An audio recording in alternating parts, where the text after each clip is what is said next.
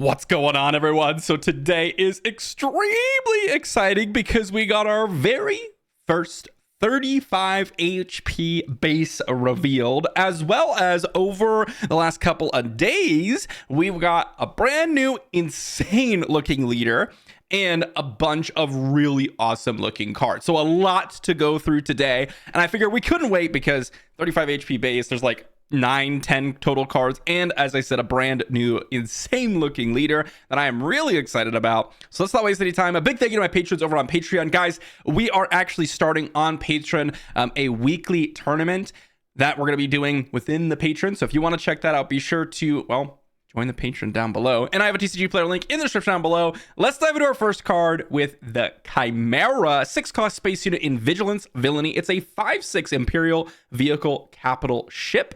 And when played, you may use a when defeated ability on another friendly unit. And when defeated, you create 2 TIE Fighter tokens. So first off, 6-cost, 5/6 space unit. Pretty reasonable. That's fire sprays this size. Ruthless Raiders 1 power less. 5/6 is a reasonable stat line. It's nothing to write home about. It's nothing to be super excited about. But this is something, and we'll see this later on with the new leader. The new leader works with all the when defeated abilities, and there's kind of like this when defeated theme running side with the set 4.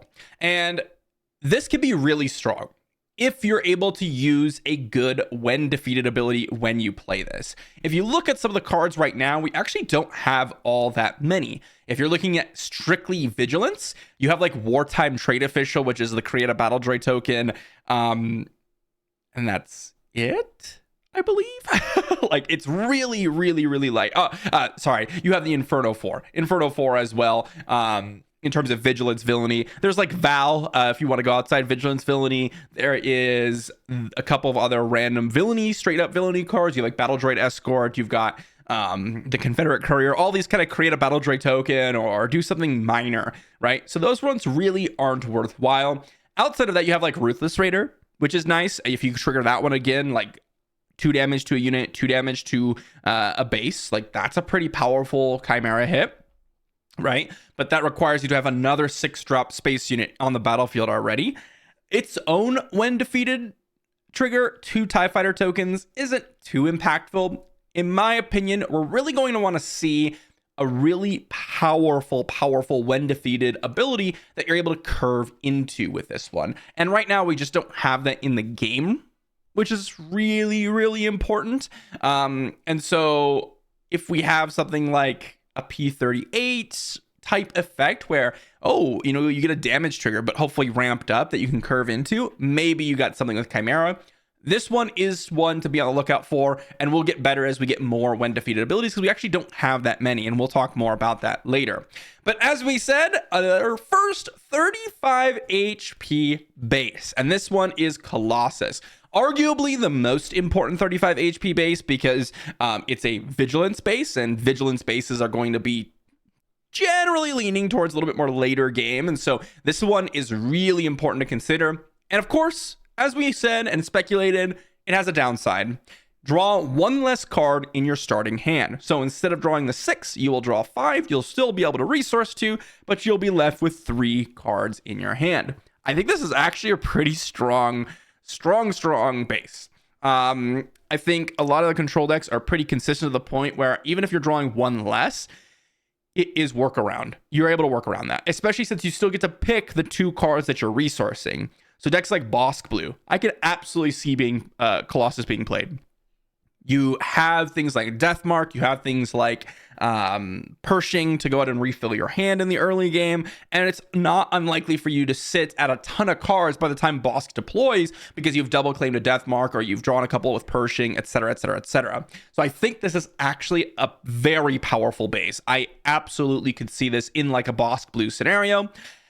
What about other decks? Would you be playing in an Anakin Blue? I could see that as well, right? You're still drawing the 5 cards, and yes, you'd have 1 card less, but oftentimes Anakin doesn't use all the cards in his hand, unless you're doing something like Yoda Force Throw type deal, or using really cheap events. But oftentimes you are playing things like Takedown, things like Fellow Dragon, things like Open Fire, etc., etc., etc., to a little bit more control the battlefield, and then you are still winning with more late game cards. And if you're able to have that 5 HP carry you to where you start you can start playing Crate Dragons. That's going to be huge. Another one to look at, Palpatine Blue. I could definitely see this. I think this has a lot of potential. It's not something that you can completely ignore, starting one less card in your hand. For example, the Palpatine Blue is one where you really have to think about, because that deck does run like resupplies and super laser techs and stuff like that. And so there is a situation where you won't actually have the cards in your hand to take advantage of those extra resources. So we would have to see with that. But I definitely could see it for like a Bosk Blue, and I could definitely see it for Yoda Blue. I could see it for Yoda Blue, especially, by the way, because of his card filtering. For Anakin Blue, I could definitely see it. And there are definitely other scenarios where 35 HP is just a lot. It's a lot of HP. An extra 5 damage that your opponent has to deal matters a ton. So I definitely think this has potential. Next up, and as I mentioned, a new pretty insane leader in Thrawn. And oh my gosh, guys, I am so excited for this one. This is probably not only a leader that I think has insane potential, but also a leader that is my favorite leader so far from set 4. So first off, we have Grand Admiral Thrawn, a vigilance villainy leader. When you use a when defeated ability, you may exhaust this leader. If you do, use that ability again. So as we mentioned earlier with the Chimera, this really revolves around what when defeated triggers can we get. And with vigilance villainy, wartime trade official, battle droid escort with villainy, things like that, right? Nothing too crazy. If we start looking at some new cards that we're going to get, that's where it gets a little bit more exciting. Inferno 4 is pretty good with this, right? You get to double scry. Like, these are just kind of simple things that gives you a lot of value throughout the game. Ruthless Raider, that type of effect is going to be insane with Thrawn. I could definitely see like an aggression, vigilance, more mid-rangey deck where you're using these when defeated triggers, trading off with units and just getting way more value. And Chimera looks like it would fit perfectly with Thrawn. Now we do have a flip side. It is a 4/7 Imperial official, 4/6 resources, so reasonable stat line for 6 flip. And again, has the same effect where you can go ahead and trigger when defeated abilities twice in a round. So really, really interesting. But to be honest, there's not much to say about Thrawn. Like, we could sit here and talk about Thrawn, but we really have to talk about the cards that you can combo with Thrawn in order to really talk about Thrawn, because all he does is double up other cards, right? That's all he does. That's all he's going to do. And so in order to talk about him, we got to talk about the next couple of cards, starting us off with Director Krennic. And this one looks absolutely insane as well. We have a 2-cost ground unit, Vigilance Villainy. It's a 2/2 Imperial official. It has shielded, so it's basically a crafty smuggler. And you've seen how crafty smuggler wiggles its way into basically every deck. Director Krennic already seemingly going to be a staple. And the first thing I thought of is, oh my gosh, Gar-Saxon Yellow is insane. Just think about this guy. It's just another crafty smuggler. And it's going to be a 3/2 shielded in Gar-Saxon Yellow. That's crazy. Anyways, he also has a secondary ability. The first unit you play each round that has a when defeated ability costs 1 less. And my goodness, guys, this just seems really strong. It seems really strong. Now, again, we need things with the when defeated ability for this to be good. For that ability to be good. But baseline is a 2-cost 2/2 shielded. That's already good enough to be played in numerous amounts of decks. Now, Crafty Smuggler also has the advantage of being Underworld, which is applicable for certain decks. But Director Krennic, I could see fitting in so many different spots, especially since, again, when you look at like when defeated, Super Laser Technicians can be played for 2 resources. That's crazy, right? That is absolutely crazy. Inferno 4, 1 resource. Things like Battle Droid Escort, 2 resources. P38, 2 resources. The cards that we'll talk about, all of them can have a potential discount. This card is insane for a lot of different scenarios. Even just being, again, a baseline 2/2 shield is already good. Now you get extra value of being able to ramp, potentially. That is insane. But again, another card like Thrawn that really wants to see other when defeated units. And we're going to start off with Shuttle ST-149. It's a 4-cost space unit, 3/4 shielded. When played / when defeated, you may take control of a token upgrade on a unit and attach it to a different eligible unit. So this one is pretty strong. It's a 3/4 shielded in space for 4 resources, which is not great, but it's okay. if you look at the when played though, any shield token on an opposing unit or your own unit or experience token on an opposing unit can just be nabbed by this thing. So let's say your opponent's playing Wing Leader, right? You play Shuttle, it becomes a 4/5 shielded, and it shrinks your opponent's units. If your opponent's playing Crafty Smugglers, if they're playing Dr. Evazans or whatever, steal their shield, attach it to your units. Just think about the curve on this. Director Krennic, turn 1. Turn 2, you play a Shuttle because it has a when defeated, and you get a 3/4 shielded for 3 resources in space, and you steal your opponent's shield token?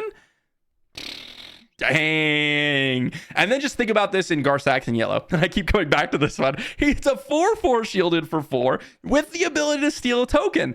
It is a token upgrade, I should say. It is really, really interesting to me. We'd have to figure out how popular token upgrades are.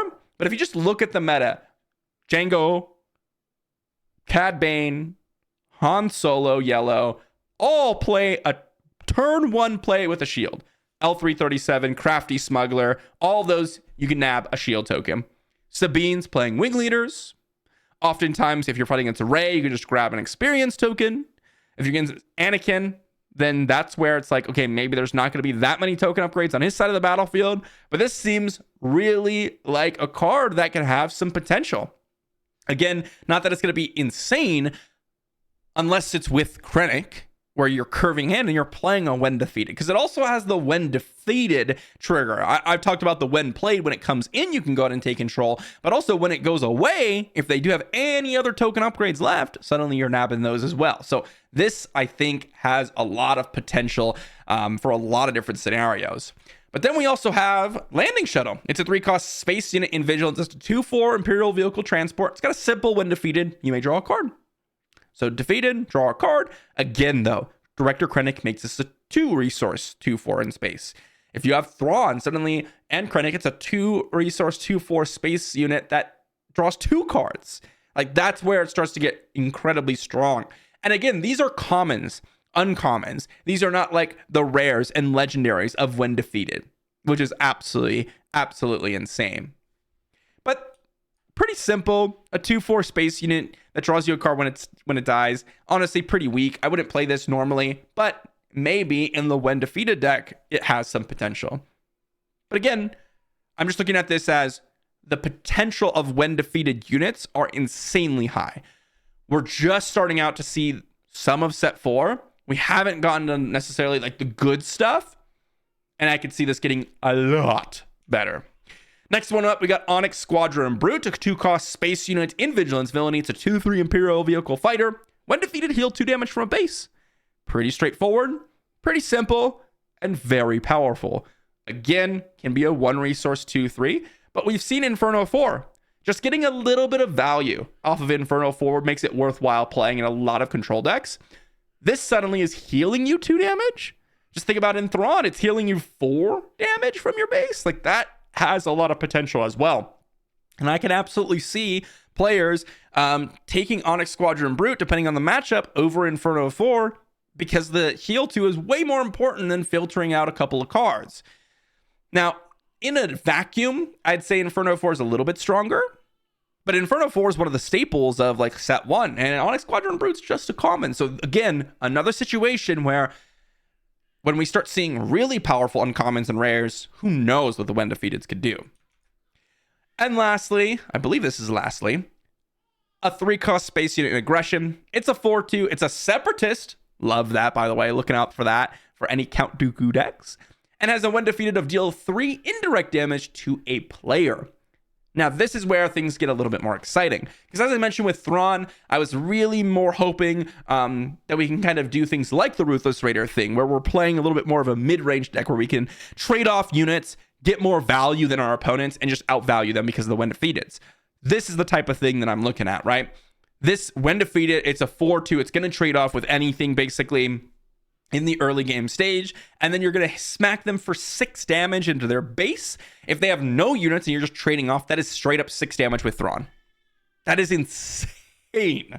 If they do have units, then okay, they're not going to be able to just kill their own units. Like, imagine droid missile platform kills off their 3 resource space unit or 2 resource space unit and kills off their 3 resource units. That is insane. That is insane. Now, the most interesting thing about this is really what I said earlier about potential. Droid missile platform, I could see absolutely making it into a Thrawn deck. Again, the 3 indirect damage, yes, they can divide it up, but just 6 indirect damage is a lot to deal with, especially in the early game, especially if you are playing like a little bit more of like a mid-range, slightly more aggressive deck where the damage to the base actually matters and it can actually end up closing out a game.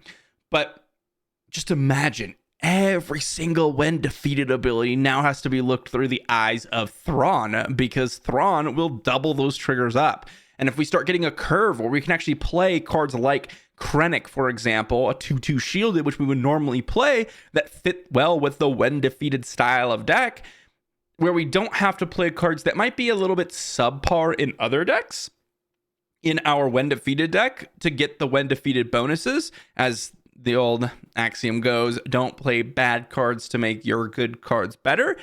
If we don't have to do that, then suddenly we are in an amazing position. Another thing to note is droid missile platform also looks pretty good in the indirect damage build as well. So I could see that having a home there. But again, I am excited overall about all the cards. Chimera looks pretty interesting. If we can curve into it with a good when defeated ability, sign me up. Colossus, what do you think about the new 35 HP bases? I can't wait to see the others. Grand Admiral Thrawn. I am so excited about this guy. I love Thrawn. He's one of my favorite characters. I wanted to build a Thrawn deck. I don't like Thrawn, the other Thrawn. I think he's pretty bad. He's just not a fun deck to really play because he's not that great. But this one, on the other hand, it's just going to do some fun things, even if it's not that great. Unlike the other Thrawn, which just exhausts his plays of the more controlling game, this thing will do some fun things randomly, and that is really exciting. And of course, all the new when defeated style of cards. Krennic, how insane does this guy look? Is Gar Saxon Yellow actually just the deck now with the Shuttle and Krennic? I don't know. Maybe. Landing Shuttle, Brute, droid missile platform. What about all the comments and uncommons? What do you guys think about those? Let me know in the comment section down below. Thanks for watching, and I'll see you all for the next one.